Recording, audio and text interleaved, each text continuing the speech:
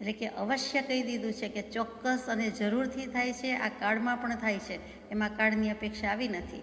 કેમ કે સત્યના પાયા ઉપર પોતે ઊભા છે અને સિંહ ગર્જના કરતા હોય એમ કહી દે છે કે હું સિંહ છું, બકરો નથી. અને જે બકરો છે અજકુલગત શિશુ, એને પણ એમ બોધ આપી દે છે કે એ ભલે બકરાની વચ્ચે ઉછરેલું સિંહનું બચ્ચું છે, એમ આપણે ગમે તે લોક સમુદાયની વચ્ચે રહેતા હોય, ગમે તે સંજોગ હોય, પરંતુ આપણે સિંહના બાળ છીએ, બબ્બે મહાવીરના સંતાન છીએ, તો આપણને મોક્ષ હોય એમાં શંકા લવલેશ હોઈ શકે નહીં. તો પામે અવશ્ય મોક્ષ પાછળ જે એમની સિંહ ગર્જના છે એ સંભળાય છે. અહીંયા આપણને જીવોને માત્ર આશ્વાસન આપવા માટે લખ્યું હોય એમ પણ નથી, પણ જે સતના પાયા પર ઊભા છે, પોતે જ સત સ્વરૂપ છે અને પોતે ઉદ્ઘાટન કરતા હોય તેમ કહી દીધું છે કે પામ્યા એમ અનંત છે, બાક્યું જિંદ નિર્દોષ. આજ સુધીમાં અનંત એમ મોક્ષને પામ્યા છે અને અવશ્ય મોક્ષને પામી શકાય છે. માત્ર એક પૂર્વ શરત મૂકી છે, રોકે જીવ સ્વચ્છંદ. તો એટલે ત્યાં પરિણામ 100% છે, 100માંથી 100 છે, પરંતુ પરીક્ષા પણ એવી જ અઘરી મૂકી છે, માથું જ ઉતારી લીધું છે કે તારે સ્વચ્છંદ રોકવો પડશે, આપણે સ્વચ્છંદ રોકવો પડશે. સ્વ અને છંદ થોડી વાત તો થઈ ગઈ છે, થોડી વધારે, કે જે કાંઈ છે તે બહુ વિચાર કરતાં સ્વમાં જ ઘણો જમેલો કર્યો છે. એટલે કે મેળો જ છે, શંભુ મેળો જ કર્યો છે, જમેલો કર્યો છે. એકમાત્ર સ્વ શબ્દમાં જ મૂળમાં જે અનેક વૃત્તિઓ સંગ્રહીને બેઠા છીએ તે બધું જ લઈને કે બધું ભેગું કરીને જેમ લોટ બંધાય છે તેમ, અથવા તો બધું જ એકસાથે મિક્સ થઈ જાય છે તેમ એક સ્વરૂપ જો કંઈ તૈયાર કર્યું હોય તો વૃત્તિના જાતભાતની વિવિધ વૃત્તિઓના સંગ્રહનું સ્વરૂપ અને એનો શબ્દ એક જ, તેનું નામ અહમ. આ અહમ ક્યાંથી આવ્યો છે તો કે જાતભાતની વૃત્તિનો સરવાળો કર્યો છે, પછી ગુણાકાર બધું જે કહેવું હોય તે વાંધો નથી, અને તેનું નામ અહમ છે. એ જ જો સ્વરૂપનું ભાન નથી, પણ અહમનું ભાન તો જીવને વર્તે છે.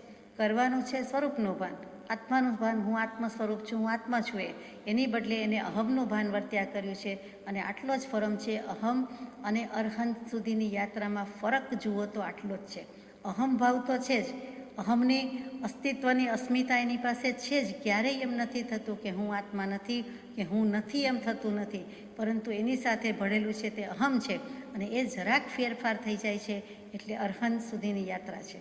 અને તે કરવા માટે આ બધા પ્રયાસ છે, અને એમાં તે થાય તો મોક્ષ છે, પણ તે ન થાય તો શું છે, તો કહી દીધું કે 5 સત્તાને કારણે એ મોક્ષમાં જઈ શકતો નથી. એ 5 સત્તા કઈ કઈ છે કે સ્વરૂપનો, ઉપયોગનો, પોતાના જ્ઞાનનો અનુભવ કરવા દેતો નથી, પોતાના આત્માનો અનુભવ સુધી જવા દેતો નથી, સમ્યક દર્શન થવા દેતું નથી. તેવું શું છે તો કે તેની 5 સત્તા વર્તે છે. આપણે જાણીએ છીએ પણ બહુ ટૂંકમાં કે એક તો સ્વરૂપ વિશેનું અજ્ઞાન જ છે, એટલે પેલી અજ્ઞાનની સત્તા જમાવીને બેઠેલી છે, તે કાંઈ થવા દેતું નથી. છે અજ્ઞાન અને માને છે જ્ઞાન, એટલે ત્યાં મોટી ભૂલામણી છે. પછી બીજી જે સત્તા છે તે વૃત્તિ, અગર તો વાસનાની વૃત્તિ છે, એટલે કે બંને એમાં આવી ગયું, વૃત્તિ કયો કે વાસના વૃત્તિ કયો, એટલે કે જ્યાં જાય છે ત્યાં તેવો થઈને રહે છે, વસી જાય છે, વાસ આવી જાય છે, એમાં ગંધ બેસી જાય છે, એના જેવો થઈ જાય છે, તદ્રુપ થઈ જાય છે, એટલે એ પણ મોટી સત્તા છે. ત્રીજી સત્તા જો કોઈ હોય તો મોહ અને કશાયની છે, એટલે કશાયમાં મોહ આવી જ ગયો, એટલે કે મોહનું સામ્રાજ્ય છે તેને કારણે કરી શકતો નથી. ચોથી સત્તા છે તે અહંકારની છે, એટલે કે અભિમાનની છે. અને 5મી છેલ્લી સત્તા છે તે પોતાની ઈચ્છા અને પસંદગી પ્રમાણે મરજી મુજબ ચાલવાની, ડાપણ ડોળવાની સત્તા. આ 5 સત્તા મુખ્ય કીધી છે. એ 5મી છે એમાં આગલી 4 આવી જ જાય છે, પણ 5મું સૌથી મોટું કારણ કયું છે, જેનું નામ સ્વચ્છંદ કહીએ. જો આટલો મોટો સ્વચ્છંદ બળવાન હોય અને બળવાન કારણ હોય તો તેને રોકવાનું સાધન એથી પણ બળવાન હોવું જોઈએ. સીધી સાદી વાત છે. જેટલો રોગ બળવાન હોય એનાથી વધારે બળવાન દવા હોય તો જ ઉપાય કારગત નીવડે. એવી જ રીતે જેટલો ખાડો ઊંડો હોય તેટલું જ સામે પૂરણ પણ ઊંડું હોવું જોઈએ. ભારોભાર તત્તુલ્ય તેટલું તો હોવું જ જોઈએ, વધારે નહીં તો કાંઈ નહીં. દિગંબર મંદિરજીમાં માનસ્તંભ મૂકવામાં આવે છે કે જે માનસ્તંભને જોતા ગૌતમ સ્વામીનું માન ગળી ગયું, ભલભલાનું માન ગળી જાય. એવી રીતે શ્વેતાંબર આમનાઈમાં કીર્તિસ્તંભ મૂકીએ છીએ, દિગંબર આમનાઈમાં માનસ્તંભ મૂકીએ છીએ. તો જેટલી ઊંચાઈનો માનસ્તંભ હોય એટલી જ ઊંચાઈ, એટલે કે એટલો જ વધારે ઊંડો ખાડો ખોદવો જ પડે છે, પાયા પૂરવા જ પડે છે. આપણો અનુભવ છે, એન્જિનિયર્સ અને આર્કિટેક્ચર વધારે જાણે છે, તો આપણે સમજી શકીએ છીએ કે જેટલું બવડ છે પ્રબળ છે એનાથી પણ વધારે બળવાન હોવું જોઈએ, એનું સાધન, એની સારવાર, એને મિટાવવાનું સાધન. તો શું છે, કોનો આધાર જોઈએ, કોની સહાય જોઈએ, કોની કૃપા જોઈએ? તો તરત જ કૃપાળુદેવે ગાથા મૂકી, તરત જ સંકલ્પનાબદ્ધ વાત મૂકી દીધી કે પ્રત્યક્ષ સદગુરુ યોગથી સ્વચ્છંદ તે રોકાય, અન્ય ઉપાય કર્યા થકી પ્રાય બમણો થાય. તો પ્રત્યક્ષ સદગુરુના યોગથી તે સ્વચ્છંદ રોકાય છે અને બાકી પોતાની ઈચ્છાએ બીજા ઘણા ઉપાય કર્યા છતાં ઘણું કરીને તે બમણો થાય છે.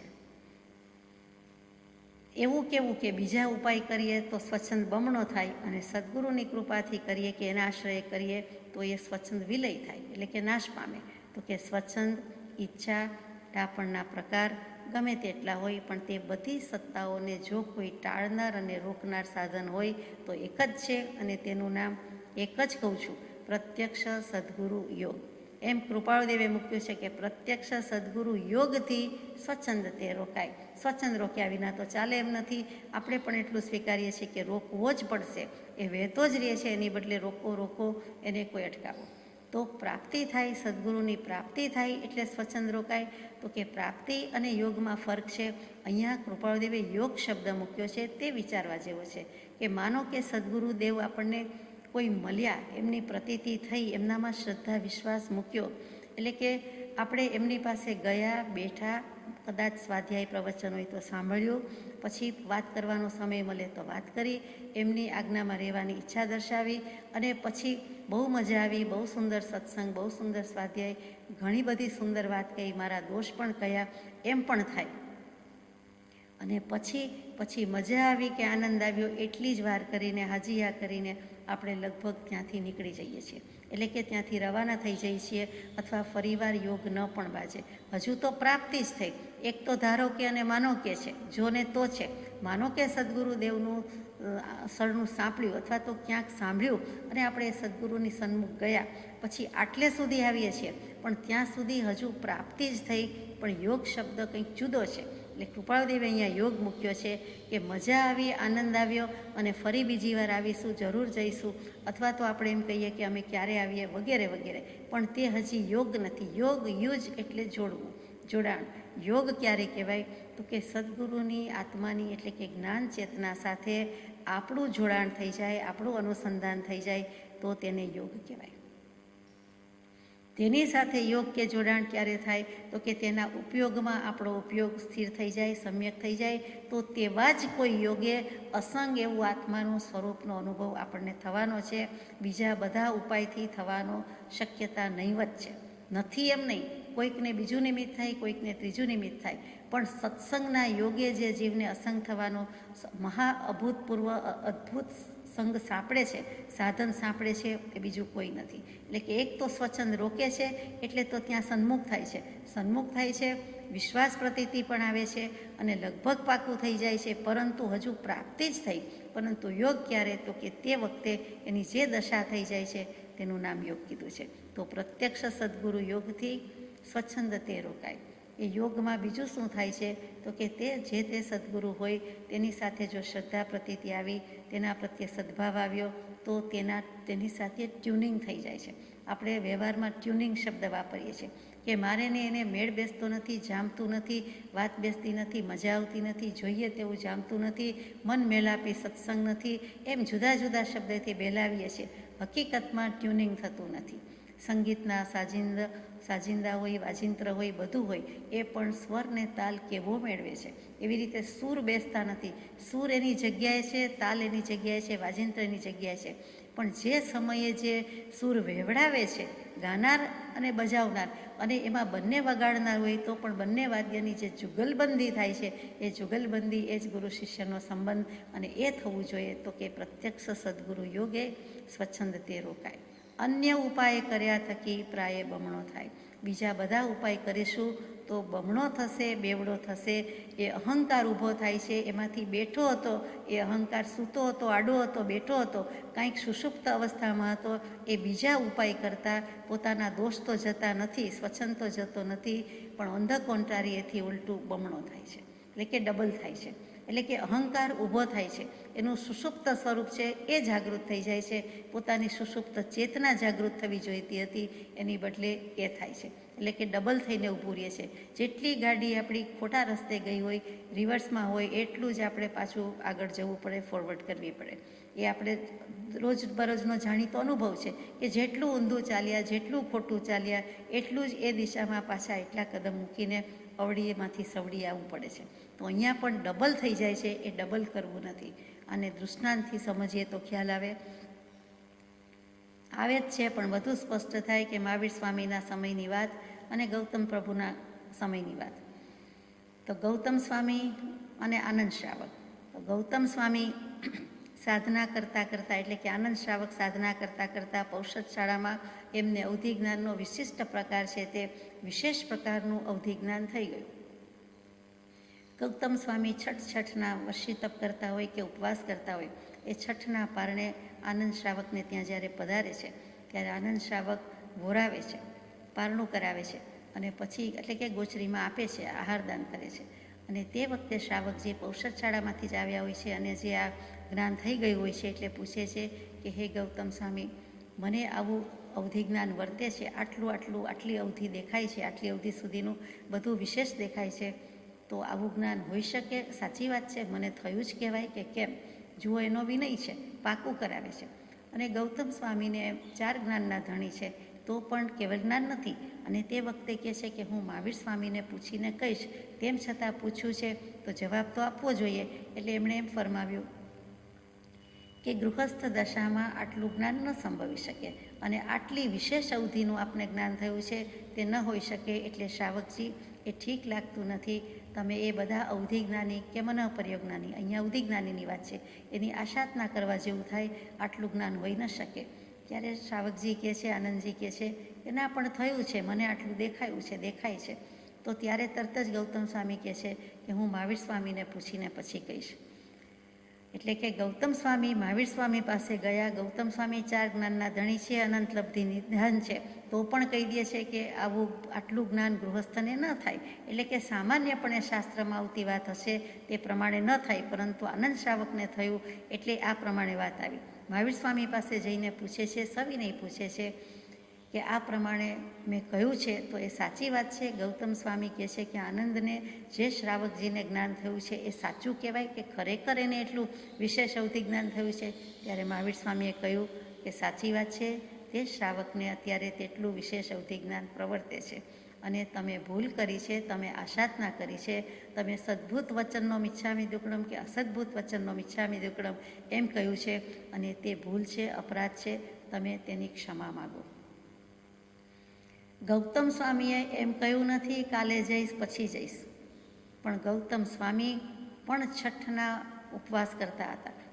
આનંદજી તો પૌષદ શાળામાં પૌષદ વ્રત કરીને આવ્યા અને પારણું છે. અહીંયા ગૌતમ સ્વામીને છઠના ઉપવાસ છે, તો પણ પારણું કર્યા વિના ત્યાંથી 4 માઇલ સુધી ચાલીને, કિલોમીટર્સ નહીં 4 માઇલ, અને એટલું ચાલીને વિહાર કરીને ત્યાં આનંદ સ્વામીને પહેલી ક્ષમાપના માગી. ત્યાં ગયા અને કહી દીધું કે મને આજ્ઞા થઈ છે મહાવીર સ્વામીની, અને તમારી વાત ખરી છે, તમારી વાત સત્ય છે, મારું ખોટું છે એમ પણ કહે છે, અને મારે મિચ્છામિ દુક્કડમ લેવાના છે, હું તેને યોગ્ય છું, તો મને હે શ્રાવકજી ક્ષમા આપો. મેં તમારી અને જ્ઞાનની આ રીતે આશાતના કરી છે, આ મારો અપરાધ છે, તો મારો અપરાધ ક્ષય થયો કરો, અને મને તમારને જ્ઞાન થયું છે તે મહાવીર સ્વામીનું સ્ટેમ્પિંગ છે કે સત્ય છે, અને એમની આજ્ઞા થતાં હું આ રીતે ખમાવા આવ્યો છું. એમાં પણ આજ્ઞા છે. મને થયું ને મેં સોરી કહી દીધું એમ કહેવા કરતાં પ્રભુ મહાવીરે કીધું, અને એ ક્ષમાપના પણ હું આજ્ઞાપૂર્વક કરું છું. ઉભય વિધિથી આજ્ઞા કરીએ છીએ, આશાતના થાય તો આલોચના લઈએ છીએ. આપણે પદ્મનંદી મુનિની આલોચનામાં શરૂ કરતાં પહેલાં આપણને ગવડાવે છે પદ્મનંદી મુનિ કે ઊભો હું આલોચના કરું. એટલે કે ઉભય વિધિથી, બંને વિધિથી હું કરું છું, પોઝિટિવલી અને નેગેટિવલી, અથવા તો જે શાસ્ત્રોક્ત વિધિ હોય તે પણ કરું છું, સદગુરુએ કહ્યું હોય તો એ વિધિથી પણ કરું છું, પણ હું આ રીતે આપની સમક્ષ આલોચું છું. તો આ કોની ક્ષમા અને કોનો વિનય? તો સૂચવે છે કે અહીંયા સ્વચ્છંદ તો કે ગૌતમ સ્વામીથી આટલો પણ નિજમતી કલ્પના પ્રમાણે, પોતાની ઈચ્છા મરજી, પોતાના જ્ઞાન પ્રમાણે જે જવાબ અપાઈ ગયો એટલો પણ ક્ષમ્ય નથી. પોતાનાથી નીચી પાયરી પર છે, પોતે સાધુ છે, મુનિ છે, દીક્ષિત છે, અને પેલા ગૃહાશ્રમી આનંદ શ્રાવકજી છે, તો પણ ક્ષમા તે ક્ષમા, અને ક્ષમા માગી છે. કર્મને શરમ નથી, ગમે તે પ્રત્યે હોય તો કર્મ બંધાય એ ક્ષમા માગી અને પછી ક્ષમા આપી પણ ખરી. અને આપણે જાણીએ છીએ કે આખરે કેવલ જ્ઞાન થાય છે ને મોક્ષ થાય છે. પરંતુ ગૌતમ સ્વામીના જેવાને પણ ક્ષમા માગવાનું કહ્યું છે. અન્ય ઉપાયથી બચવું હોય તો આ એક જ ઉપાય છે કે પ્રત્યક્ષ સદગુરુ યોગથી અને રોકે જીવ સ્વચ્છંદ, તો પછી સ્વચ્છંદ પ્રાય બમણો થાય ન થાય. અન્ય ઉપાયથી થાય પણ સદગુરુદેવ મળે, કૃપાદેવ મળે, તેમની આજ્ઞામાં રહીએ તો આપણો એ સ્વચ્છંદ બમણો થતો નથી, એટલે કે સ્વચ્છંદ વિલય પ્રાપ્ત થાય છે. આ દૃષ્ટાંત આમ જુઓ તો બધા જ જાણીએ છીએ, પરંતુ આપણને ઘણું ઘણું ઘણું કહી જાય છે. આવા દૃષ્ટાંત કૃપાળદેવને પ્રભુશ્રીજીના પ્રસંગમાંથી, પ્રભુશ્રીજીને બ્રહ્મચારીજીના પ્રસંગમાંથી ન લેવાય એવું નથી, એટલા જ તાદૃશ છે. પણ સમસ્ત જૈન સમાજ જે પ્રસંગથી સુપરિચિત છે તે લેવાનું આપણને વધારે ગમે, વધારે રૂચે, કે આ તો એક હકીકત છે જેની ઇતિહાસકારોએ નોંધ લીધી છે, શાસ્ત્રવેત્તા પુરુષોએ નોંધ લીધી છે અને બહુમતી આ પ્રસંગથી પરિચિત છે. તો અહીંયા એ સિવાય સ્વચ્છંદનો લોપ થતો નથી એમ કહેવું છે. ગાથા નંબર 17. સ્વચ્છંદ મત આગ્રહતજી વર્તે સદગુરુ લક્ષ સમકિત તેને ભાખિયું કારણ ગણી પ્રત્યક્ષ. અર્થાત સ્વચ્છંદને તથા પોતાના મતના આગ્રહને તજીને જે સદગુરુના લક્ષ્ય ચાલે તેને પ્રત્યક્ષ કારણ ગણીને વિતરાગે સમકિત કહ્યું છે. પહેલામાં ભાખ્યું જીન નિર્દોષ, કે જીન ભગવંતે નિર્દોષ ન રહેવા, જીન ભગવંતે જીનવર પુરુષોએ આ પ્રમાણે કહ્યું છે કે સ્વચ્છંદ રોકે તો જ મોક્ષ થાય. અહીંયા પાછી કોની સાક્ષી લીધી? તો કે વિતરાગ પુરુષની લીધી. શબ્દ બદલાવ્યો, ભાવ અને અર્થ તો એક જ છે, કર્તા પુરુષ તો એક જ છે, વક્તા એક જ છે અને યથાર્થ વક્તા એવા વિતરાગે કહ્યું છે. શું કહ્યું છે? તો કે સ્વચ્છંદ મત આગ્રહતજી વર્તે સદગુરુ લક્ષ. હજુ સ્વચ્છંદ શબ્દથી ઓછું લાગ્યું, આપણને ઓછું પડ્યું કે બસ આટલું જ, એક સ્વચ્છંદ જ રોકવાનો છે. તો કૃપાળદેવે કૃપા કરી કે બીજા પણ સાંભળતા જાઓ. એક જ શબ્દ કહેવો છે એવું નથી. મત અને આગ્રહ પણ સ્વચ્છંદને ટેકો આપે છે. સ્વચ્છંદ ઊભો થયો તો ચીફ મિનિસ્ટરમાં હોય, ઇલેક્શનમાં હોય, કોઈ નાની મોટી કમિટીમાં હોય તો કે એક પ્રમુખ થાય એવો પ્રસ્તાવ રજૂ કરું છું તો બીજો પાછો એમ કે સેકન્ડેડ બાય મી, હું પણ એને રજૂઆતને અનુમોદન કરું છું, સપોર્ટ જાહેર કરું છું, ટેકો કરું છું.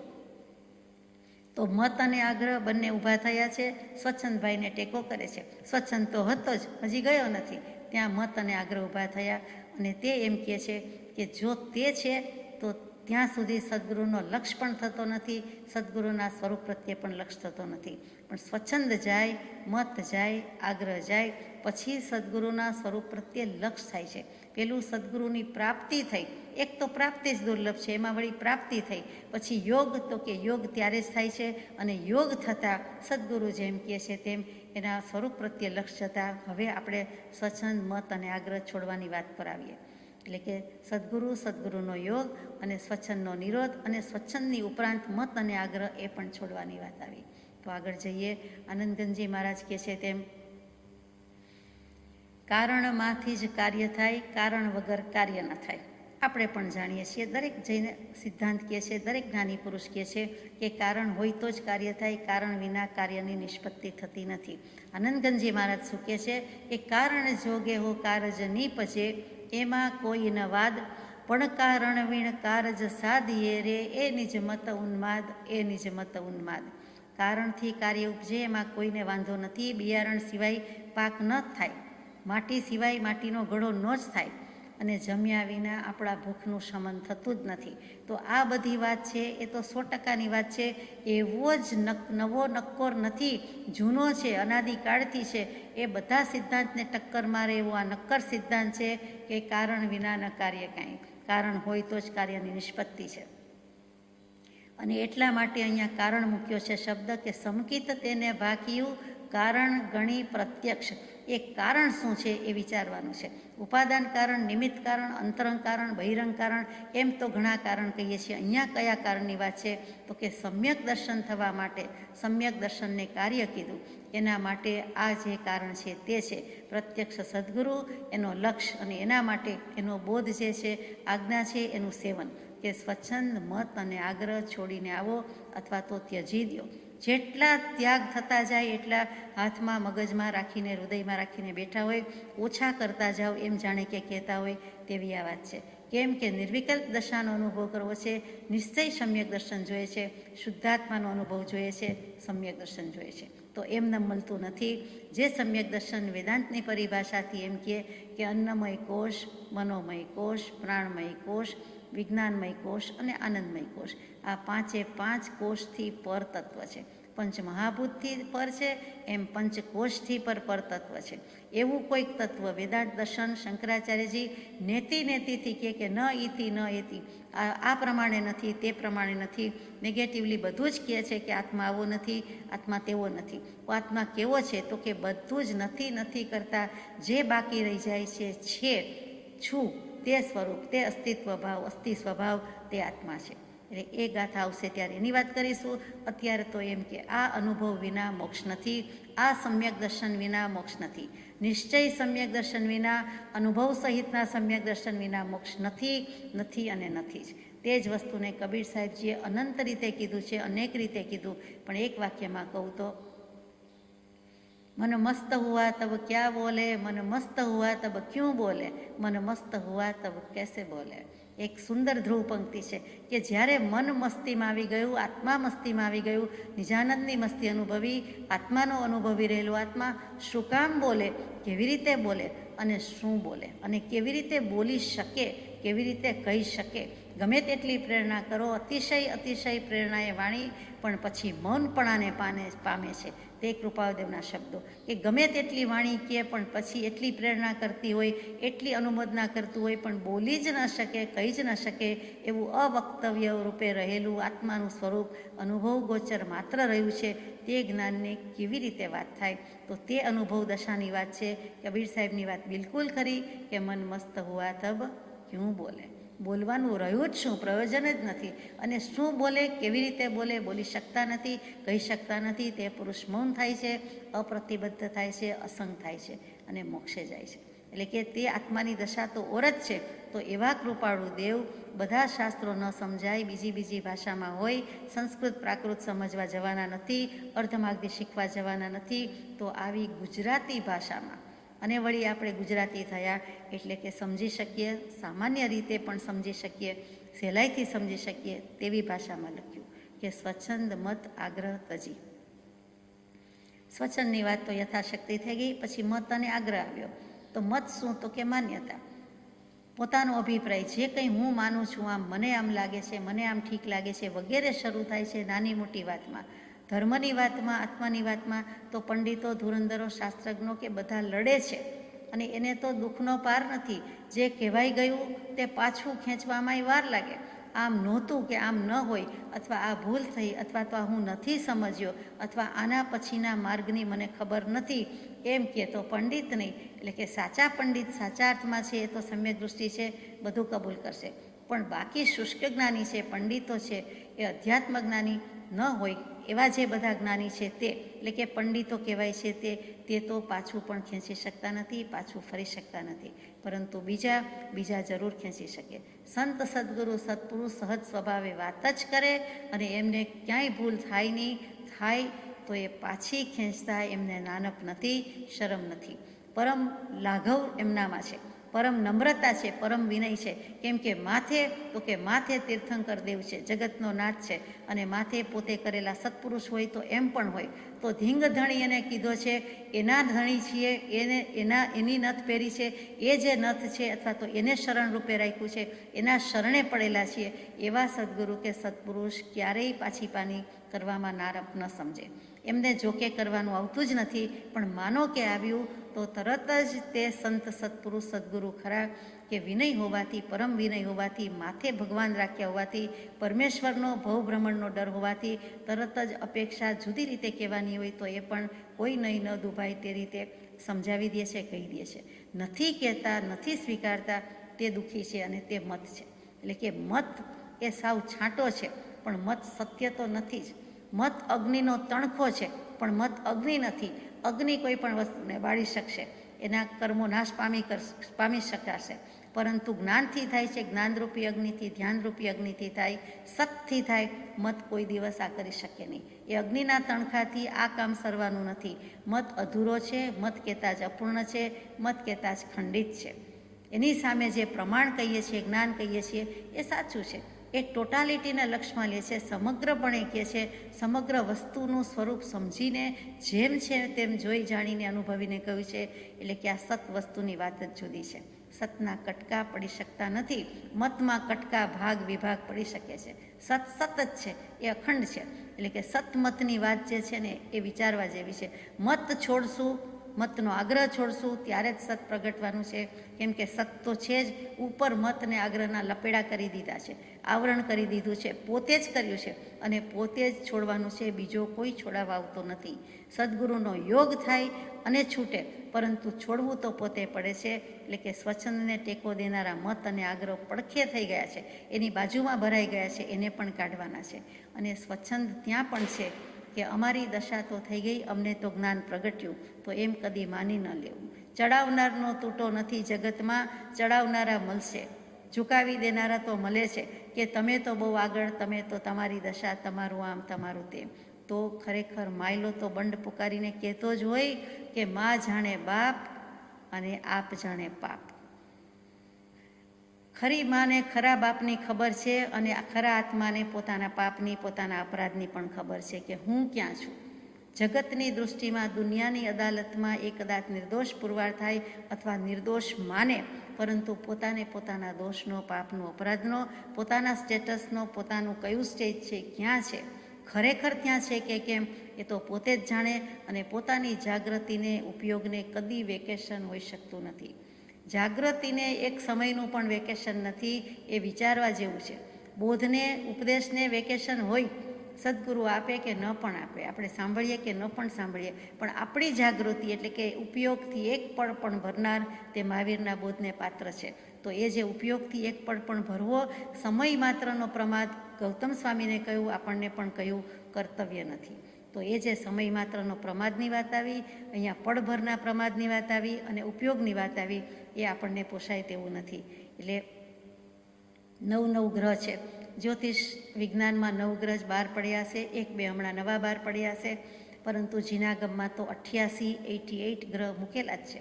તો 9 ગ્રહની વાત કરીએ, એમાં 10મો ગ્રહ લોકવાયકા પ્રમાણે જમાઈને કહેવામાં આવે છે. ભલે સમય બદલાયો છે. 11મો ગ્રહ પરિગ્રહને કહેવાય છે અને 12મો ગ્રહ કોઈને કહેવો હોય તો આ મતાગ્રહને કહેવાય. એટલે કે 9 ગ્રહની વાત છે, 10મા ગ્રહની પણ વાત જાણી, 11મા પરિગ્રહની પણ વાત જાણી, 12મો મતાગ્રહ નજરમાં આવતોય નથી. ભલું થયું, કૃપા કરી કૃપાળુ દેવે, આખા વચનામૃતજીમાં છે અને આત્મસિદ્ધિજીમાં છે. એટલે આપણને મતાગ્રહ કે મત સામે કાંઈક દૃષ્ટિ ઠરે છે કે આ કરવા જેવું નથી, આ મોટો કાંકરો છે, આ મોટો પથ્થરો છે. સ્વચ્છંદ અને પછી એવડો જ એને ચડાવી દે તેવો એવો મોટો બીજો મતાગ્રહ છે. એટલે સ્વચ્છંદ, મત આગ્રહ અને મત અને આગ્રહ ભેગા થઈ ગયા. 12મા મતાગ્રહ સાથે સામે 12મો ચંદ્રમાં કરવા જેવું આપણે લાગે. જો એની સાથે 12મો ચંદ્રમાં થઈ જાય, એ ગ્રહનું નંબર 12મો આવ્યો, તો એની સાથે 12મો ચંદ્રમાં એટલે શું કે એની સાથે હવે નિસ્બત નથી, એના પનારે પડવું નથી, એનો સંગ રાખવા યોગ્ય નથી. અમારા બધાય મત અને આગ્રહની હે ભગવાન, હે કૃપાળુદેવ, હોળી કરીએ છીએ, આમ પણ હોળી નજીક આવી રહી છે. તો સ્વચ્છંદ મત આગ્રહ તજી દીધો, બોલવામાં ત્યજી દીધો. વર્તે સદગુરુ લક્ષ. હવે બોલી લીધું કે કરી દીધું એટલે શું, પછી રહેવું કેવી રીતે, તો કે વર્તે. કૃપાળુદેવનું વાંચે તો કૃપાળુદેવનું જીવે, એ પ્રમાણે જીવે. કૃપાળુદેવ જીવો, કૃપાળુદેવ કહે છે તેમ કરો, આચરે. વર્તે, આચરે, ચાલે, આચરણ કરે, ચારિત્રમાં લાવે, એટલે કે પ્રેક્ટિસમાં મૂકે. તેનું નામ તે પ્રમાણે જીવે. એટલે ખરેખર તે પ્રમાણે જીવવું તો કંઈક વાંચ્યું સાંભળ્યું વસૂલ છે, નહીંતર તો બાકી બધું વાત જુદી છે. એ રસૂલ બધા શાસ્ત્રોમાં જ રહ્યા. કાયદા, નિયમ અને સિદ્ધાંતો માત્ર શાસ્ત્રમાં રહીએ એ તો આપણને પોસાય તેવું નથી. આજ સુધીની આપણી ડાયરીમાં, જીવનની નોંધપોથીમાં અથવા તો લેખિત નોંધપોથીમાં જો લખતા હોઈએ તો, અથવા લખતા ન હોઈએ પણ અનુભવી રહ્યા છીએ, તો એ ડાયરીમાંથી શું નીકળે તો કે મોટે ભાગે પૈસો, આવક, જાવક, પતિ, પત્ની, સંતાન, એના સંતાન એટલે સંતતિ, વેવાય, શાળા, વ્યવસાય, કપડાં, ઘરેણાં, ધન, એ સિવાય નીકળે શું તો કે શરીર, અને છેવટ બાકી હતું તો મકાન કે જ્યાં રહેવાનું છે તે, એટલે ઘર. આ પ્રોપર્ટી સિવાય અને સૌથી વધારે અગત્યનું પોતાનો દેહ, એ સિવાય કાંઈ ન નીકળે, એટલે કે દેહાદ્યાસ. સંપત્તિ ગણાવવાની હોય અથવા જેની નોંધ આજ સુધી લીધી, આટલા વર્ષ લીધી, તો આ બધી વસ્તુ સિવાય એકેય વસ્તુની લીધી નથી. આ બધી વસ્તુ કહેતા અનંત પદાર્થ કે અનંત વસ્તુ આવી ગઈ, એટલે વધારે કહેવાની જરૂર નથી. હવે આત્મસિદ્ધિજી હાથમાં આવતા, આપણા સુધી આવતા, એને વિનયપૂર્વક વાંચવાથી અને જો સદગુરુની સમીપ કે સન્મુખ થયા તો હવે કંઈક સદગુરુ તત્વ જેવું આપણી જીવનમાં કે પોથીમાં ઉમેરાયું. તો સદગુરુ તત્વ એકનો આંકડો ઉમેરાયો એટલે મોક્ષના દરવાજા ખુલી જાય છે. મોક્ષનું દ્વાર દરવાજો નથી કહેતી, મોક્ષે જવાના જેટલા દરવાજા છે તે. મોક્ષ એક છે, પણ જવાના દરવાજા તો અનેક હોઈ શકે છે. મોટું મકાન, મોટી ઇમારત, મોટી સિદ્ધશિલા, મોટું સિદ્ધાલય, તેના દરવાજા અનેક હોય, એમાં નવાઈ નથી. એટલે જ એ મોક્ષનો ભવ્ય દરવાજો કહીએ છીએ. જે ભવ્ય દરવાજાની અંદર બીજા નાના નાના દરવાજા આવે, તો કે દ્વાર શબ્દ મૂકીએ છીએ તો બહુવચનમાં મૂકીએ છીએ. મોક્ષના દ્વાર, મોક્ષનું દ્વાર નથી કહેતા. મોક્ષનો દરવાજો કહીએ, પણ દ્વાર આવે ત્યારે મોક્ષના માથે મીંડું બહુવચન. મોક્ષના દ્વાર ખુલી જાય છે, ફટાફટ ખુલી જાય છે. અત્યારની શોધ પ્રમાણે ઓટોમેટિક ખુલી જાય છે. આપણે કાંઈ કરવું પડતું નથી. આપણું વજન આવે, આપણો સ્પર્શ પામે અને તરત જ દરવાજા ખુલજા સમસમની જેમ ખુલી જાય છે. તો મોક્ષના દરવાજા એની મેળે ખુલી જશે, એકમાત્ર સ્વચ્છંદ મત આગ્રહ છોડીએ અને સદગુરુના લક્ષ્ય વર્તીએ તો. કેટલી સીધી વાત કહી દીધી. સમકિત તેને ભાખ્યું, કારણ ગણી પ્રત્યક્ષ. તો સમ્યક દર્શન થાય એટલે મોક્ષ તો હાથવેતમાં છે, મોક્ષ હથેળીમાં છે. ત્યારે જ હસ્તા મલકવત જેવું દેખાતું હોય તેમ આપણને મોક્ષ દેખાય છે, તેમના હથેળીમાં મોક્ષ છે. તો એની પૂર્વ તૈયારી રૂપે આપણે સ્વચ્છંદ અને મતાગ્રહ મૂકી દેવાના છે. સદગુરુ તત્વ ઉમેરાયું તો સદગુરુનો સ્વાગત કે આવકાર દિલમાં કે હૃદયમાં બેસાડવા માટે કંઈ ગહુલી કે રંગોળી કરવાની જરૂર રહેતી નથી. કંઈ 11.25 કે 1.25 લાખ મૂકવાની જરૂર નથી. શ્રીફળ મૂકવાના નથી. પણ એ માત્ર આટલું છોડી દેતા ઓટોમેટિક થઈ જાય છે. એ કેટલી સુંદર વાત છે કે સદગુરુ તત્વ ઉમેરાયું તો એમાં આવકાર રૂપે જે છે તે ઘર સાફ કરવાનું છે, શણગારવાનું છે, નવું બધું બદલાવાનું છે એમ નથી, પરંતુ જ્યાં રહીએ છીએ ત્યાં આત્મા, એને અંતઃકરણ શુદ્ધ કરવાનું છે, કોરું કરવાનું છે, ચોખ્ખું કરવાનું છે. તો સદગુરુ તત્વનો આંકડો ઉમેરાય છે અને તો આગળ જવાય છે. કેરીની સિઝન નજીક આવી, ઘણાને પાકી કેરી યાદ આવે તો ગોટલો અને કેરી. ગોટલામાંથી જ કેરી થાય છે, બીજમાંથી જ ફળ થાય છે, બધા સમજે છે. પણ ગોટલો ખવાતો નથી, પીવાતો નથી, સૂંઘાતો નથી, અરે જોવો બહુ ગમતોય નથી. અને છતાંય કેરી, અલ્ફોન્સો, કેસર વગેરે, તો એનો રસ અથવા તો ઉપલી છાલ કાઢી નાખે, ગોટલો કાઢી નાખે, વચ્ચેનું બધો ઘર છે કે જે કાંઈ રસ છે એ ગમે છે, એ ભાવે છે, એ ફાવે છે. તો એવું જ કંઈક આમાં છે કે કારણમાંથી કાર્ય થાય. ગોટલામાંથી જ કેરી થઈ છે, કેરીના ફળનો રસ ચાખવાનો છે. તો એવી રીતે મોક્ષ છે એને કેરી સાથે સરખાવ્યું છે. જગતમાં આ લોકમાં ઉત્તમમાં ઉત્તમ ફળ કયું, તો ઘણી વખત નાળિયેર કહીએ છીએ, પણ નાળિયેરીના વૃક્ષને કહેવાય છે. પણ ફળની વાત આવે ત્યારે હંમેશા કેરી, આંબો અથવા એનો પર્યાય શબ્દ છે સહકાર, એને કહેવામાં આવે છે. એટલે આપણે કૃપાળદેવને જ્યારે પદ ગાઈએ છીએ ત્યારે મૂકીએ છીએ કે જય શ્રી સદગુરુ રાજચંદ્ર દયોદધી, આ પામર પર અતિ કર્યો ઉપકાર જો. કોટી ઉપાયે પણ બદલો દેવાય નહીં, પરમ પદ દર્શાવી દ્યો સહકાર જો. ત્યાં સહકાર એટલે ભગવાન કોઓપરેટ થાય એમ નથી, સહકારી થાય એમ નહીં, આપણને સાથે લઈ જાય અથવા તો સહકાર આપે છે એમ નથી. ત્યાં સહકારનો અર્થ શું થાય એમ સમજાય છે. ખરું તો બ્રહ્મચારીજીના દિલમાં, મનમાં જે અભિપ્રેત હોય તે, તો કે સહકાર એટલે આંબો. જ્યારે આંબો કહીએ છીએ એટલે કેરીનું વૃક્ષ આંબો, અને આંબો કેટલાક કેરીના ફળને પણ સુરત ડિસ્ટ્રિક્ટમાં આંબો કહે છે. એ જે હોય તે, પણ કહેવાનું શું કે કેરીનું જે ઉત્તમ રસ ચખાય છે, અનુભવ થાય છે, આત્માનો રસ ચખાય છે, સ્વાદ લેવાય છે, તો તે મોક્ષે જવાનો જ છે. એટલે સમ્યક દર્શનથી મોક્ષ તો નક્કી થઈ ગયું છે. એ બહુ સુંદર રીતે કૃપાળદેવે મૂકી દીધું છે કે આ રીતે 17મી ગાથા પછી 18મી ગાથા પર જઈએ. માનાદિક શત્રુ મહા નિજ છંદે ન મરાય, જાતા સદગુરુ શરણમાં અલ્પ પ્રયાસે જાય. માન અને પૂજા સત્કાર આદિનો લોભ એ આદિ મહાશત્રુ છે ને પોતાના ડાપણે ચાલતા નાશ પામે નહીં અને સદગુરુના શરણમાં જતા સહજ પ્રયત્નમાં જાય. આમાં તો કાંઈ કહેવા જેવું નથી. આ માન પૂજા સત્કારમાં જ અનંતકાળ કાઢી નાખ્યો, આ ભવ કાઢી નાખીએ છીએ. તો પછી એ જ જીવને વાલું છે. એક લોભ છે, લોભ છેલ્લે જાય છે. જ્ઞાની પુરુષને, પંડિતને પણ લોભ છેલ્લે જાય છે. એમને જે લોભ હશે તે લબ્ધિરૂપી લોભ છે, પણ છેલ્લે જાય છે. આદિ મહાશત્રુ છે. તો ક્રોધથી નથી લીધું, લોભથી લીધું છે. મોહથી તો વાત જ શરૂઆત કરી છે. અને અહીંયા માન અને પૂજા મારી નાખે છે જગતમાં. એમાંય મનુષ્યોને માન ન હોત તો મોક્ષ અહીં જ હોત. આમ પણ ચારે ગતિમાં નારકોને ક્રોધ કીધો, મનુષ્યોને માન કીધું, તિર્યંચોને માયા કીધી અને દેવોને લોભ કીધો. એટલે કે દમાં પણ બોધ આપી દીધો છે ઉપનિષદકારે. તેમ જ છે કે આ મ છે કે મકાર છે એ કાઢવાના છે. 5 મદ કહીએ કે મદ્ય કહીએ, તે બધા ઉપર એક વધારાનું આ માન છે. એટલે કે માન અને પૂજા સત્કાર એ જે છે કંચન અને કામિની છોડવી હજી સહેલી છે, પરંતુ કીર્તિ છોડવી, કીર્તિની વાંછા, કીર્તિની લિપ્સા એ ભલભલા છોડી શકતા નથી. જ્યારે કૃપાળદેવે 19 વર્ષની વયે પણ શતાવધાન અને એથી પણ વધારે જે કીર્તિ ચોમેર પ્રસરી હતી એને ફગાવી છે, છોડી દીધી છે. બીજી બધી આત્માની વાત તો જુદી જ છે, પરંતુ આ માન પૂજા સત્કારનો લોભ એ મહાશત્રુ છે. એ નિજ છંદે ન મરાય. પોતાની મેળે, પોતાની કલ્પનાથી, મરજીથી નિર્ણય લે તો એ છૂટવાનો કોઈ આરોવારો નથી, છોડી શકતા જ નથી. પોતાના ડાપણે ચાલતા નાશ પામે નહીં. કૃપાળુદેવ તો હવે છંદને ડાપણ જ કહે છે. છંદ કહેતા જ આમ તો એક જાતનો નાદ, એક જાતની ધૂન, એક જાતની ટેવ, એક જાતની આદત એ આપણે જાણીએ છીએ. છંદ શબ્દમાં જ બધું લઈ લીધેલું છે. સદગુરુના શરણમાં જતા સહજ પ્રયત્નમાં જાય. એ કરવું તો પોતાને જ પડે છે, શિષ્યને જ કરવું પડે છે. તો છે જ અહીંયા, તો આવી જ ગયો છે, પરંતુ શરણમાં પડે છે એટલે સ્વાભાવિક રીતે ઓછા થઈ જાય છે. સદગુરુનું, સત્પુરુષનું જેમ જેમ ઓળખાણ થતું જાય છે તેમ તેમ અનંતાનું બંદીનો ક્ષય થતો જાય છે. આપણે જાણીએ છીએ કે અનંતાનું બંદીનો ક્ષય કરવો હોય, ઉપશમ કરવો હોય, દર્શન મોહનો ભાગ મંદ કરવો હોય તો શું ઉપાય છે? તો કે સદગુરુ, સદગુરુ, સદગુરુ અને સદગુરુનું ઓળખાણ. જેટલા અંશે, જે પ્રકારે, જે રીતે ઓળખાણ થાય, જો યથાર્થ ઓળખાણ થઈ ગયું તો આપણે પણ તેમની જ દશાને પામવાના છીએ.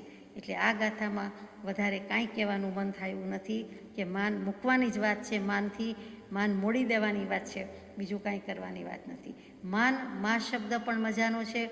મા ધાતુ છે, મા ક્રિયાપદ છે. તો જ્યારે ક્રિયાપદ છે ત્યારે એનો અર્થ માપવું, તોલવું, જોખવું છે. એકલું મા કહીએ તો જનની, માતુશ્રી કહીએ તે, પરંતુ મા કહીએ છીએ, માથે મીંડું નથી. તો કે મા કહેતા તોલવું, માપવું ને જોખવું, તેના પરથી માપ શબ્દ આવ્યો, માન શબ્દ આવ્યો, એના પરથી પ્રમાણ આવ્યું. એટલે કે પ્રમાન, એટલે કે સૌથી વધારે સાચું, બધા જ એંગલથી, બધા જ નહીંથી જે ખરેખર પ્રમાણ છે, એટલે કે સર્વાંગીણ અભ્યાસ થઈ જાય છે, સાવ 100% સાચું કહે છે, બધા નહીંને એમાં સમાવી દે છે તેવું જે કંઈ હોય તે પ્રમાણ. અને પ્રમાણનો બીજો જ પર્યાય શબ્દ છે જ્ઞાન. જ્ઞાનમ પ્રમાણમ ઇતિ આહુહુ. પ્રમાણ તે જ જ્ઞાન, જ્ઞાન તે જ પ્રમાણ. અને અહીંયા મા ઉપરથી વાત આવી હતી કે મા ન, એટલે કે એમ તો આત્માનો સ્વભાવ છે કે સમયે બધાને જાણે જ છે. એનો જ્ઞાન સ્વભાવી, સર્વજ્ઞ સ્વભાવી હોવાથી એ સ્વભાવ તો મુકાતો નથી, છોડીઓ છૂટાતો નથી, છૂટી શકતા નથી. તો પછી આપણે હું જાણું છું એની બદલે હું નથી જાણતો એમ કરી શકતા નથી. હું કંઈ નથી જાણતો એમાં શું છે? તો કે આત્મા જાણવાનું બંધ નથી કરી દેતો, પણ આ તે પેલું જાણે છે અને રાગ દ્વેષ કરે છે, ગમાણ ગમા કરે છે, રતિ અરતિ કરે છે, નાના મોટા સાચા ખોટા સર્ટિફિકેટ બહાર પાડે છે, તે કરવાનું નથી. એટલે કે રાગદ્વેષ સહિત ઉપયોગ જાય છે, એ ઉપયોગ સહિત જાણે છે, રાગદ્વેષ સહિત જાણે છે, તે જાણવાનું નથી.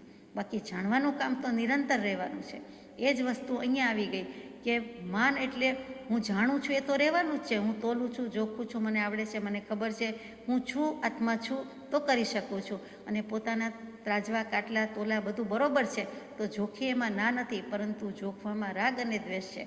કાં તો દૃષ્ટિ રાખતી એક બાજુનું પલ્લું વધારે ઊંચું કરી દે છે અને કાં તો નીચું કરી દે છે. બસ આ દૃષ્ટિ રાગ, એમાં દૃષ્ટિ દ્વેષ પણ આવી ગયો અને એની ભૂલ થાય છે. તો કે સદગુરુ, સાચા સદગુરુ એને શોધે અને પછી એના ચરણ કમળમાં મસ્તક મૂકીને બીજું બધું જ ભૂલી જાય, એટલે કે માન ન રહે તો મોક્ષ છે જ. જેવું મૂકે છે તેવું જ સત પ્રગટે છે. જેવું માથું ઝૂકે છે, એટલે કે સંકલ્પ વિકલ્પનો ત્યાગ કરે છે અને સદગુરુને શિરોમાન્ય કરે છે, તે જ વખતે તેની નિર્વિકલ્પ દશા થવી જ જોઈએ એમ ભગવાન ઠામ ઠેક ઠેકાણે કહે છે. આપણે જાણીએ છીએ કે થવી જ જોઈએ, કેમ થતી નથી? તો કે સ્વચ્છંદ મત આગ્રહ મૂક્યા નથી, માન મૂક્યું નથી. થોડુંક માન મૂકીશું, પહેલું અનંતાનુબંધી માન મૂકવું પડે છે તો થાય છે. અનંતાનુબંધી માન કહેતા અનંતાનુબંધી ચોકડી આવી ગઈ અને એ ચારેનો ક્ષય થાય છે અથવા ઉપશમ થાય છે, ત્યારે જ સમ્યક દર્શન થાય છે. અને આ સમ્યક દર્શનવાળી 18મી ગાથા છે. આંકડો એ મજાનો છે, 1 + 8 = 9, અખંડ, અભંગ, અક્ષય. એટલે કે 9મી ગાથા પછી 18મી ગાથા, એમ એક એક ગાથા વિચારશો તો જરૂર 9ના આંકનું મહાત્મ્ય સમજાતું જશે કે એ નથી તો કાંઈ નથી, સમ્યક દર્શન નથી તો મોક્ષ નથી. અને એ કારણ લેવા માટે સ્વચ્છંદ મત આગ્રહ અને એક શબ્દ બાકી જાણે રહી જતો હતો તો માન આવ્યું. માનનો પ્રતિપક્ષી વિનય છે. એ ગાથા ઉપર આપણે જવાનું છે. ગાથા નંબર 19. જે સદગુરુ ઉપદેશથી પામ્યો કેવળ જ્ઞાન, ગુરુ રહ્યા છદમસ્ત પણ વિનય કરે ભગવાન. જે સદગુરુના ઉપદેશથી કોઈ કેવળ જ્ઞાનને પામ્યા, તે સદગુરુ હજુ છદમસ્ત રહ્યા હોય તો પણ જે કેવળ જ્ઞાનને પામ્યા છે એવા તે કેવળી ભગવાન છદમસ્ત એવા પોતાના સદગુરુની વૈયા વચ કરે. આ કૃપાળુદેવે અર્થ મૂક્યા છે એટલે બહુ સમજવા જેવા છે. સામાન્યપણે તો આપણે વિચારી લઈએ છીએ, સમજી જઈએ છીએ, પણ સાવ તેવું આમાં નથી. હવે જે સદગુરુ ઉપદેશ છે, સદગુરુના ઉપદેશથી પામ્યો કેવળ જ્ઞાન, એટલે ગુરુ શિષ્યના સંબંધ સ્થાપિત થઈ ગયા. એક ગુરુ છે, એક શિષ્ય છે. એ શિષ્યને શિષ્યત્વ છે, ગુરુને ગુરુત્વ છે. એટલે કે શિષ્યની ફનાગીરી છે, ચરણ કમળમાં, ચરણ શરણમાં એ આરાધના શરૂ કરે છે. શિષ્યને કેવળ જ્ઞાન થઈ જાય છે અને સદગુરુને કેવળ જ્ઞાન થયું નથી એવું બને, ન બને એવું નથી, બન્યું છે, હકીકતમાં બન્યું છે. તો કૃપાળુદેવે અહીં લખી દીધું છે, ગુરુ રહ્યા છદમસ્ત પણ વિનય કરે ભગવાન. તો ગુરુ હજુ છદમસ્ત અવસ્થામાં છે. હવે છદમસ્ત શું? તો કે છદ્મ એટલે આવરણ, કોઈ પણ પ્રકારનું આવરણ, કોઈ પણ પ્રકારનો દોષ. તો કે સ્વરૂપને જાણ્યું છે, અનુભવ્યું છે, પરંતુ સ્વરૂપને એટલે આત્માને દેખ્યો નથી. હજુ સમ્યક દર્શન છે, ભલે ક્ષાયિક સમ્યક દર્શન છે, પરંતુ કેવલ જ્ઞાન નથી, યથાખ્યાત ચારિત્ર નથી, વિતરાગ થયા નથી. 11મા 12મા ગુણસ્થાનક સુધીની દશા થઈ છે, પણ 13માની કેવલ જ્ઞાનની દશા હજુ થઈ નથી. તેવા જે કોઈ છે તેની આ વાત છે. તેને છદમસ્ત કયા છે. કેટલીક વખત તો કર્મગ્રંથકાર ને સિદ્ધાંતકાર બંને કયો શબ્દ યોજે છે? તો કે છદમસ્ત વિતરાગ ગુણસ્થાનક. એટલે કે છદમસ્ત વિતરાગ, સરાગ સંયમી. હવે ગુણસ્થાનકમાં પણ આવું કહેવું પડ્યું છે કે ભલે ને 90, 91થી 100ના આંકમાં આવ્યા, પણ 98%, 95%, 92%, 99%, પણ 100 તો નહીં જ. એટલે 91થી 99નો આંકડો જુદો પડી જાય અને પછી 100 એટલે કેવલ જ્ઞાન. આ કેટલી સુંદર વ્યવસ્થા છે, કેવું જ્ઞાન, અને એ જ્ઞાનની કેવી મીમાંસા કરી, કેવી પ્રરૂપણા કરી છે, ઝૂકી જાય છે આપણું મસ્તક. તો એ સર્વજ્ઞ ભગવાને ફરમાવ્યું છે તે પ્રમાણે છદમસ્ત કહેતા કેવલ જ્ઞાન પહેલાંની, સર્વજ્ઞતા પહેલાંની. ભલેને ક્ષાયિક સમ્યક દૃષ્ટિ હોય, ભલેને 12મા ગુણસ્થાનકે વર્તતા હોય, પરંતુ હજુ કેવલ જ્ઞાન નથી. ત્યાં સુધીની જે અવસ્થા છે તે છદમસ્ત. શું કામ આવરણ છે? તો કે પોતાના સ્વરૂપનો ઉપયોગનો અનુભવ છે, જ્ઞાનનો અનુભવ છે, પરંતુ કોઈક કશાય કે એનો અંશ સર્વઘાતી સ્પર્ધક ને દેશઘાતી સ્પર્ધક, એ લોભ કશાયના 3 પ્રક્રિયા થાય છે છેલ્લે જતી વખતે, ક્ષય થતી વખતે.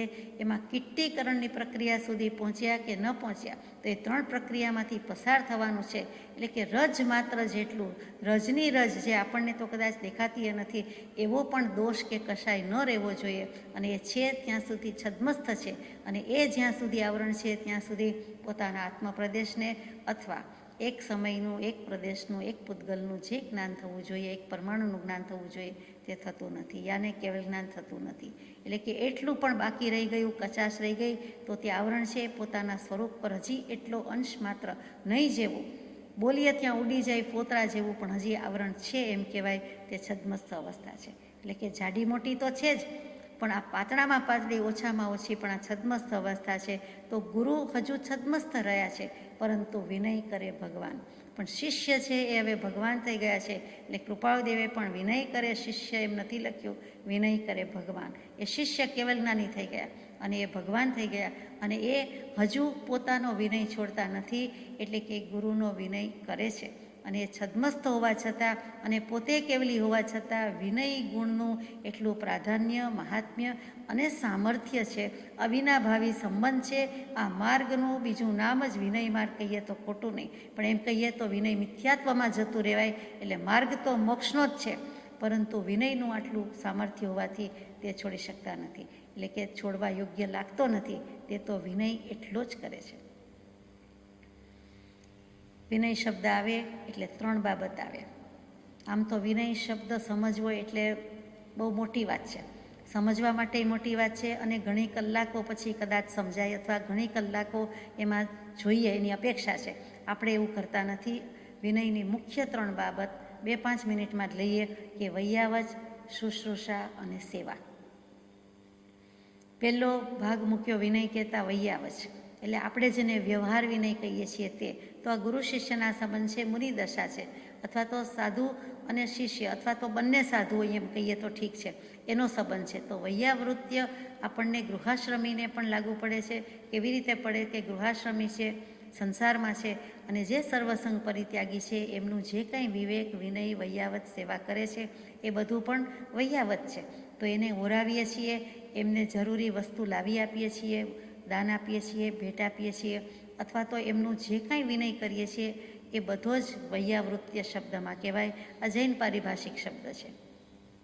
36 અધ્યયન ઉત્તરાર્યનજી સૂત્રની વાત, તેમાં 19મું અધ્યયન, એમાં 44-45મી ગાથા પૂછે છે ગૌતમ સ્વામી, અને જવાબ આપે છે મહાવીર સ્વામી કે વૈયાવચ્ચેણમ ભંતે જીવે કિમ જણયઈ. હે પ્રભુ મહાવીર સ્વામી, હે ભગવાન, જીવ વૈયાવચ કરે તો એનાથી એને શું પ્રાપ્ત થાય છે? જણયઈ એટલે શું જન્મે છે, શું મળે છે? વૈયાવચ્ચેણમ તિથયર નામગોમ કમ્મમ નિબંધઈ. પ્રભુ મહાવીર જવાબ આપે છે કે વૈયાવચ કરવાથી જીવ તીર્થંકર નામ કર્મ ઉપાર્જન કરી શકે છે. તીર્થંકર નામ ગોત્રનું ઉપાર્જન પણ થઈ જાય છે. તીર્થંકર બનવાની 16 કારણ ભાવના અને 20 સ્થાનક, આ બંને અગત્યના છે. એ બંનેમાં આ તીર્થંકર નામ ગોત્રનો સમાવેશ થાય છે, અને તેમાં તેના કારણરૂપે વૈયાવૃત્ય લખેલું છે. આપણે કદાચ વિનય વૈયાવચ બોલીએ છીએ, એ વૈયાવૃત્ય શબ્દ છે. સેવાથી, એમાં કંઈક સેવાથી શારીરિક શુશ્રૂષા માત્ર રહી નથી, પણ કંઈક વિશેષ તત્વ રહ્યું છે. તે શું? તો કે એક વખત જો સદગુરુનો યોગ થાય, પ્રાપ્તિ નહીં, સદગુરુનો પ્રાપ્તિ, પછી યોગ, અને સદગુરુના ચરણ કમળમાં સમગ્ર જીવન અર્પણ કરી દઈએ, છેલ્લા શ્વાસ સુધી આજ્ઞાએ જીવીએ અને સેવા કરીએ, તો તેનું નામ વૈયાવચ કરી કહેવાય. વૈયાવચ એ વિનયમાંથી વહેતી જ એક ગંગા છે, બીજું કાંઈ નથી. અને ગંગા છે એ વહ્યા કરે છે, થોડાક સમય માટે છે એમ નથી. ફરીથી કે સદગુરુની આજ્ઞામાં, ચરણમાં છેલ્લા શ્વાસ સુધી આજ્ઞાએ એટલે એક આજ્ઞા નહીં, 2 આજ્ઞા નહીં, પણ વારંવારની, રોજબરોજની, સમયની જે આજ્ઞા હોય, દરેક કાર્ય, દરેક પ્રવૃત્તિ, દરેક વિધિ, તો એ આજ્ઞા પ્રમાણે જીવવું અને સેવા કરવી. તેનું નામ સેવા, એટલે ત્યાં સેવન કરવું, અને તેનું નામ છે વૈયાવચ. બીજો ભાગ શું છે? બીજો પાર્ટ કીધો છે તે શુશ્રૂષા. તો કે અત્યંત કાળજીપૂર્વક અને અત્યંત કૃતજ્ઞતાપૂર્વક સામા જીવના દુઃખ, દર્દ કે પીડા દૂર કરવા, અથવા તો એમની જે જરૂરિયાત હોય તે પૂરી પાડવી, તેનો પ્રયત્ન, તેનું નામ શુશ્રૂષા. શુશ્રૂષા એટલે કાંઈ દર્દ હોય, રોગ હોય, અને એમાં જ સારવારના, નિવારણના ઉપાય કરીએ, તે જ માત્ર નથી, તે તો આવી જ જાય છે. પરંતુ બીજી જે કાંઈ જરૂરિયાત હોય તે પ્રમાણે, અથવા તો એનું જે કાંઈ દુઃખ પીડા હોય, અથવા તો જે કાંઈ દેખાતું હોય અથવા કહેવામાં આવતું હોય, તો એ આપણે દૂર કરી શકીએ, તો એ શુશ્રૂષા કરી કહેવાય. અને ત્રીજી વાત છે તે સેવા. એમાં તો ઘણું જ કહી દીધું કે સેવા ધર્મ પરમ ગહન યોગીનામ અપી અગમ્ય હોય. મંગલાચરણમાં એકવાર કર્યું હતું કે વિત્તજા લક્ષ્મીથી સેવા છે, તનજા શરીરથી સેવા છે, પછી માનસી સેવા મનથી છે, અને ચોથી કહી કે આજ્ઞા, એ સેવા કહેતા જ આજ્ઞા કહેતા જ સેવા. એની આરાધના, એ સેવન કર્યા કરવું. સેવે સદગુરુ ચરણને ત્યાગી દઈ નિષ્પક્ષ, એવું સેવન કર્યા કરવું, એટલે કે તેમાં જ મંડી પડવું, મચ્યા રહેવું, તે સેવા. આનું દૃષ્ટાંત કંઈ ખરું કે વિનય કરે ભગવાન? એમ પ્રશ્ન થાય કે કોઈ એવું ઇતિહાસની આરસીમાં થયું છે, આપણા સુધી આવ્યું છે કે કોઈ ગુરુ છદ્મસ્થ રહ્યા હોય અને ભગવાને વિનય કર્યો હોય? તો બીજા તો જે હોય તે, પરંતુ બે ઝીઝકપણે, બે ધડકપણે જો આપણે મહાવીર સ્વામીના સમયની જ વાત કરીએ તો કહી શકીએ કે મહાવીર સ્વામી અને ગૌતમ પ્રભુ. ગૌતમ સ્વામીને હજુ કેવલ જ્ઞાન થયું નથી. ગૌતમ સ્વામી છે, ગૌતમ ગણધર છે, એ એક વખત અષ્ટાપદ પર્વત ઉપર ચડ્યા. અષ્ટાપદ પર્વત ઉપર ચડવું એટલે મહા મુશ્કેલી. એટલે અષ્ટાપદ પર્વત ઘણો મોટો 8 યોજનનો ઊંચો અને એક યોજનના અંતરે 8 પગથિયા આવે એવું જે અષ્ટાપદ પર્વત, અને તે સામાન્ય માણસના તો ગજા બારની જ વાત છે. આવી કોટીના પુરુષો ચડી શકે, એટલે કે દુર્ગમ્ય કે અગમ્ય જ કહેવાય તેવો. અને તેમ છતાં ગૌતમ સ્વામી અષ્ટાપદની યાત્રા કરીને પાછા ફરે છે. એટલે કે કરી આવ્યા અને વળતા 1500 તાપસો જુએ છે. 1500 તાપસો ગૌતમ સ્વામીને જુએ છે, ગૌતમ 1500 તાપસોને જુએ છે. 1500 તાપસોને એ યાત્રા કરીને પાછા ફરી રહેલા ગૌતમ સ્વામીમાં એવું શું દેખાઈ ગયું કે જેથી એમને ગુરુપદે સ્થાપી દીધા. એટલે કે 1500 તાપસોએ ગૌતમ સ્વામીને ગુરુ ગણ્યા. દેખીતી સિદ્ધિ દેખાઈ કે આ અષ્ટાપદ પર્વતની યાત્રા કરીને પાછા ફરે છે, એ કોઈ મહાન છે, મહાત્મા છે, ભગવાન છે એમ કરીને, ગુરુ છે એમ કરીને એના ચરણ કમળમાં મસ્તક ઝુકાવી દીધું. એટલું જ નહીં, ગૌતમ સ્વામીએ અષ્ટાપદની યાત્રા તો કરી, પરંતુ આ 1500 તાપસોને તપશ્ચર્યા હતી, ઉપવાસ હતા, તો એનું પારણું કરાવ્યું. પોતાની પાસેનું થોડીક જ ખીર, એ ગૌતમ મુનિ પાસેની થોડીક ખીર તો અક્ષીણ મહાનસ લબ્ધિના બળે તે ખીર 1500 તાપસોને પૂરી પડી ગઈ. એટલે તાપસોને ઓર શ્રદ્ધા પ્રતીતિ આવી કે આજ મારા ગુરુ છે. જુઓ, બાહ્ય લક્ષ્ય જ વધારે છે કે આવી યાત્રા કરી આવ્યા, એ પણ બાહ્ય લક્ષ્ય છે અને આ પણ બાહ્ય લક્ષ્ય છે, તો પણ આજ ગુરુ, આજ ભગવાન પ્રતીતિ આવી ગઈ. ભલે કેવલ જ્ઞાન નથી, પણ સમ્યક દર્શન તો છે, 4 જ્ઞાન તો છે જ. અને ગૌતમ સ્વામીના ચરણ કમળમાં મસ્તક ઝુકાવી દીધું. ગૌતમ સ્વામી અષ્ટાપદ પર્વત પર કેવી રીતે પહોંચ્યા હતા, તો એનો જવાબ આપે છે ગુરુ કૃપાથી, ભગવાનની કૃપાથી. આ ડાયલોગ વિચારવા જેવો છે. એમણે કહ્યું કે આપ ચડીને આવી ગયા, કેવી રીતે થયું? એટલે તરત જ સરળતાથી જવાબ આપ્યો કે ગુરુ કૃપા, પરમાત્માની કૃપા, ગુરુની કૃપા. એમ કહી શક્યા નથી, કહ્યું નથી, કેવું ગમ્યું નથી કે અમને લબ્ધિ પ્રગટી છે, અનંત લબ્ધિ નિદાન છીએ, તો એમાંથી એક લબ્ધિ એવી છે કે આ સૂર્યના કિરણો પકડીને હું અષ્ટાપદ ચડી ગયો અને ઉતરી રહ્યો છું. તો ચડવામાં જ જોઈતું હતું, ઉતરવામાં જોઈતું નહોતું, તો સૂર્યના કિરણ ઝાલીને રીતસર પકડીને શું હાથમાં ગ્રહણ કરીને ચડી શકાય? આપણને પ્રશ્ન થાય. એ વૈજ્ઞાનિકો જાણે. આપણે તો જાણીએ છીએ કે વિતરાગ વિજ્ઞાનની વાત ખોટી હોઈ શકે નહીં. અને એવી અનેક લબ્ધિ હોય, એમાંની આ લબ્ધિ હતી, તો એ લબ્ધિથી ચડી ગયા છે, એવા જ ઉતરી ગયા છે. બીજી લબ્ધિ, મુખ્ય 28 લબ્ધિ, એમાં અક્ષીણ મહાનસ, એટલે કે અક્ષીણ, કદી ખૂટે નહીં, ખલાસ થાય નહીં. અને મહાઅન્ન, એટલે કે કોઈ પણ અન્ન હોય, પક્વાન્ન હોય કે મહાઅન્ન હોય કે આવું ખીર, ક્ષીરા અન્ન હોય, એટલે ક્ષીરનો ઘણો મહિમા છે, દૂધનો ઘણો મહિમા છે, એની શ્વેતતા, સફેદાઈથી વગેરે વગેરે ગુણથી. તો એ ખીરનું ભોજન કરાવી શક્યા છે, એટલે કે કદી ખૂટતું નથી એવું પાત્ર છે. એટલે 1500ને કરાવી દીધું. હવે 1500 તાપસોને તો ત્યાં ગુરુની પ્રાપ્તિ થઈ ગઈ, ગુરુનો યોગ થઈ ગયો, એ ગુરુમાં કંઈક એવું દેખાયું. પછી ગૌતમ સ્વામી તો કહે હું તો મારા ગુરુ પાસે જાઉં છું, એટલે પછી મહાવીર સ્વામી પાસે જાય છે. તો ત્યાં સમવસ્ત્રણ રચાઈ ગયેલું છે. તો 500 તાપસોને તો ગૌતમ સ્વામીની ખીરથી જ કેવલ જ્ઞાન થઈ ગયું હતું, માનો કે નહીં. પ્રસાદ મહાપ્રસાદ થઈને રહ્યો. 500 તાપસોને મહાવીર સ્વામીના સમવસ્ત્રની શોભા, અને જો મહાવીર સ્વામીના દર્શન થયા હોય તો તેમ, પણ શોભા જોઈને થઈ ગયું કે અહો અહાહા, આશ્ચર્ય, અદ્ભુત. અને એવા સંગમાં એવા દર્શન કરતા, એવું અવલોકન કરતા, એ વિભૂતિનું અવલોકન કરતા પોતાની આત્મવિભૂતિ દેખાઈ ગઈ, આત્મદર્શન થઈ ગયું. એમ કેવું ઠીક છે. અને છેલ્લા 500 તાપસ હતા, એને મહાવીર સ્વામીની દર્શન અને એની વાણી અને સમવસ્ત્રણમાં જ કેવલ જ્ઞાન થઈ ગયું. તો 1500 તાપસોને કેવલ જ્ઞાન થઈ ગયું. અને એ જ સમવસ્ત્રણમાં એન્ટર થાય છે, બધા સાથે એન્ટ્રી કરે છે. તો 12 પરષદામાં કેવલી, આ જે 1500 કેવલી છે એ જુદી જગ્યાએથી કેવલીની પરિષદ છે, એનું જે દરવાજો છે ત્યાંથી પ્રવેશ કરે છે. પોતાને કેવલ જ્ઞાન છે, સમજાય છે કે મારું સ્થાન ક્યાં છે, મારે ક્યાં બેસવાનું છે. ગૌતમ ગણધરને થાય છે કે એ તો કેવલીની પરષદા. તો 1500 તાપસોને કીધું આ બાજુ નહીં, પણ આ બાજુ જવાનું છે, બેસવાનું છે. એટલે કે માર્ગદર્શન આપતા હોય તેમ 1500 તાપસો કહે છે કે ગૌતમ ગુરુ, અમારી આશાતના ન કરો. અને ગૌતમ સ્વામીને ફરીથી આંચકો આવે છે કે આનંદ શ્રાવકમાં વાત બની હતી, એવી જ વાત કંઈક અહીંયા છે કે તો શું તેઓ કેવલ જ્ઞાની છે? અને એકદમ એમ થઈ જાય છે.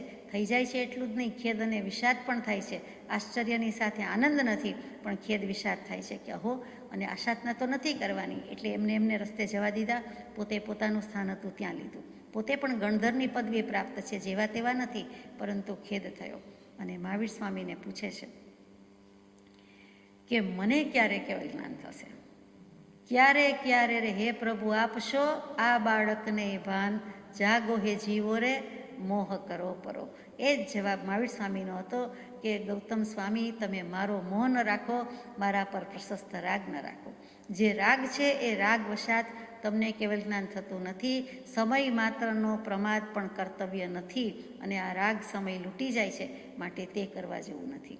પછી ગૌતમ સ્વામીને હજુ સમાધાન આશ્વાસન મળતું નથી, ત્યારે મહાવીર સ્વામીના આ શબ્દોથી સાંત્વન મળે છે કે ગોયમ મ કરીશ ખેવું, એટલે કે ખેદ કરતો નહીં. જૂની ગુજરાતી છે, 300 વર્ષ પહેલાંની ગુજરાતીમાં મુકાયેલું છે. કયું હશે તો પ્રાકૃતમાં, પણ એના પરથી કોઈએ સજ્જાઈ લખી હોય તેમાં વાત આવે છે. છેહ જઈ આપણ સહી, આપણે છેક સુધી સાથે જ રહેવાના છીએ, આપણે સાથે રહેવાના છીએ. સહી ખરેખર એમ બનવાનું છે, અને છેક સુધી તું પણ જવાનું છું. હોશું તુલ્લા બેવું દોવું, આપણે સાથે જ હશું, બંનેની તુલના કરવા જેવું રહેશે જ નહીં. બંને ત્યાં તુલ્ય હશું, એટલે કે સાદૃશ એક સરખા જ હશું, એટલે તુલના કરવાનું રહેતું જ નથી. એકની તુલના બીજા સાથે ક્યારે થાય? બે જુદા હોય તો કે બે આત્મા જુદા, પણ બંનેનું જ્ઞાન સરખું હશે, દશા સરખી હશે. તું પણ સિદ્ધ દશામાં જ હોઈશ, એટલે ત્યાં આપણે સાથે જ મળીશું. આ ભવે જ તું મોક્ષે જવાનું છે, તને કેવલ જ્ઞાન થવાનું જ છે, અને મોક્ષે જવાનું જ છે, એટલે તું એ ચિંતા કરીશ નહીં. એટલે પછી ગૌતમ સ્વામીને થઈ ગયું કે આપણને તો ભગવાને કહી દીધું કે આવું ભાઈ હરખા, આપણે બેઉ સરખા. એટલે કે હરખા ભાઈ, તું હરખ હરખ, આપણને તો મોક્ષ મળવાનો જ છે, અને આપણે એક સરખી સ્થિતિમાં રહેવાના છીએ. પ્રભુ આજ્ઞાએ થાશું તેજ સ્વરૂપ જો, અપૂર્વ અવસર એવો ક્યારે આવશે. એટલે અહીંયા 19મી ગાથામાં વિનય માર્ગ કેટલો બધો બળ્યો છે એ ભગવાને કહી દીધું છે, ને એના સમર્થનમાં આગલી ગાથા છે. એવો માર્ગ વિનય તણો ભાખ્યો શિવ વિતરાગ, મૂળ હેતુ એ માર્ગનો સમજે કોઈ સુભાગ્ય. એવો વિનયનો માર્ગ શ્રીજીને ઉપદેશો છે. એ માર્ગનો મૂળ હેતુ એટલે તેથી આત્માને શો ઉપકાર થાય છે, તે કોઈક સુભાગ્ય એટલે સુલભ બોધી અથવા આરાધક જીવ હોય તે સમજે. આ વિનય શબ્દમાં જ મોક્ષ રહેલો છે. વિનયતી અપનયતી અષ્ટકર્માનું, એટલે કે 8 કર્મોને, સમસ્ત કર્મોને દૂર લઈ જાય છે, આપણાથી દૂર લઈ જાય છે, આત્માથી દૂર લઈ જાય છે. આત્મા મોક્ષ ભણી જાય છે એમ નહીં. 8 કર્મો, સંસાર છૂટી ગયો, આત્માથી ભાગી ગયો, પૂંઠ દઈ દીધી એમ નહીં, એ જ પોબારા ગણી ગયો. સંસાર ગયો, વિભાવ પરિણતિ ગઈ, 8 કર્મો ભાગી છૂટ્યા, નાસી છૂટ્યા, તો રહી ગયો કોણ? તો કે આત્મા, શુદ્ધાત્મા. તો કે વિનય શબ્દમાં જ આટલું મોક્ષ છે, મોક્ષનું સ્વરૂપ છે. એવો શ્રીજીને આ માર્ગ ઉપદેશ્યો છે, અને એ માર્ગનો મૂળ હેતુ એટલું જ છે કે તેથી ઉપકાર થાય છે. આત્માને શો ઉપકાર થાય છે? તો કે આટલું માર્ગદર્શન મળે છે. આવું કોઈ સુભાગ્ય સમજી શકે છે. મહાભાગી બળભાગી જીવ હોય તે જ સમજી શકે છે, બીજાનું કામ નથી. શું કામ ભાગ્યવંતો કીધો, બળભાગી કીધો? તો કે સુલભ બોધી થાય છે. અનંતકાળથી ધર્મની પ્રાપ્તિ નહોતી થતી, એને સુલભ થઈ ગઈ, બોધ મળી ગયો, સરળ થઈ ગયું. સુલભ, સહેલાઈથી, શ્રેષ્ઠ રીતે, ઉત્તમ રીતે જે બોધની પ્રાપ્તિ થઈ જાય છે તે સુલભ બોધી. 12 ભાવનામાં આવે તે. તો કે અહીંયા સુલભ બોધી થઈ, દુર્લભ બોધી નથી. એટલે કે હવે માર્ગ પામવાને યોગ્ય થયો, પાત્રતાએ મળી ગઈ, ને પ્રાપ્તિએ થઈ જાય છે. અથવા આરાધક જીવ હોય તે સમજે કે આટલો વિનયમાં આ મોક્ષ માર્ગ કીધો છે, એ જે સુલભ બોધી હશે, જેને પામવાનું હશે તે, અને યોગ્ય જીવ અને આરાધક હશે, પૂર્વનો આરાધક હશે, એ પણ આ સમજી જશે, બીજા સમજશે નહીં. એટલું જ નહીં, પણ પરમ કૃપાળુ દેવના પરમાર્થ સખા શ્રી સૌભાગ્યભાઈ, એનું નામ સુભાગ્ય, એ પરમાર્થ સખા છે, અનન્ય મિત્ર છે, અથવા તો આત્મનૈષ્ઠિક છે, પૂરેપૂરા છે. અને તે જે છે તેનું પણ નામ અહીંયા મૂકી દીધું છે, સમજે કોઈ સુભાગ્ય. સૌભાગ્ય અને સૌભાગ્ય જેવા જે કોઈ હશે તે પણ સમજશે, એમ સૌભાગભાઈને યાદ કરીને, સ્મૃતિ કરીને અંજલિ આપી દીધી હોય તેમ પણ સમજાય છે. સૌભાગભાઈની પ્રેરણાથી, વિનંતીથી, અને એમની વિનંતીથી આત્મસિદ્ધિજી લખાય છે. તેના મૂળમાં મૂળ પ્રેરણા સ્ત્રોત પ્રભુશ્રીજી પણ છે. પ્રભુશ્રીજીએ કહ્યું કે તમે કહો તો સારું. આપણને બંનેને વૃદ્ધાવસ્થા છે, અને આ ગદ્યમાં સમજાતું નથી, અથવા તો કંઠસ્થ થઈ શકતું નથી. તો પદ્યમાં આત્મસિદ્ધિજી હોય તો કેમ? એટલે 6 પદના પત્ર એ ગદ્યાત્મક આત્મસિદ્ધિજી, અને આ પદ્યાત્મક આત્મસિદ્ધિજી. તો સૌભાગભાઈને પણ આ તકે આપણા પણ નમસ્કાર છે, પ્રભુશ્રીજીને પણ નમસ્કાર છે. સહજાત્મ સ્વરૂપ પરમ ગુરુ.